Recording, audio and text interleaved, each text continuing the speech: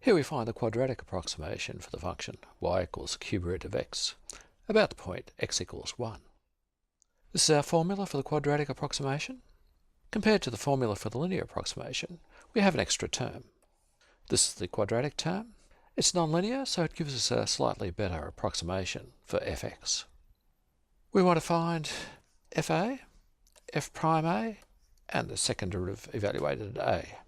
We'll find the first and second derivatives of the function f of x, and then evaluate these three terms at the point a. Y equals f of x is equal to the cube root of x, or x to the 1/3.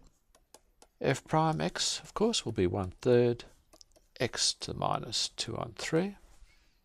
The second derivative, f prime prime x, will equal minus 2/9 times x to the minus 5/3. We evaluate these three functions for a equals 1. Function evaluated at 1 is 1 to the 1/3 is equal to 1.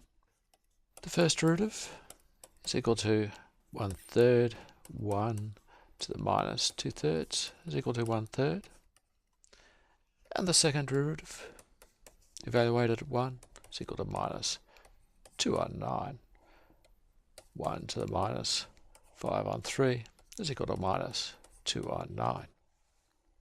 Now we substitute these three values back into our quadratic formula.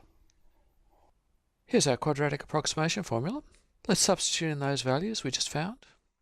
Fx is approximately equal to, well, the function evaluated at a was equal to 1, plus the first derivative evaluated at a was 1/3 times x minus, well, a is 1, substituting there, plus the second derivative evaluated at a was minus 2/9 times x minus 1 squared.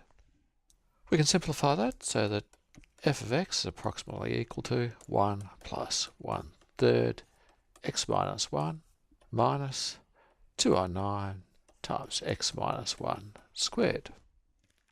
This is our quadratic approximation formula for the function y equals the cube root of x around the point x equals 1.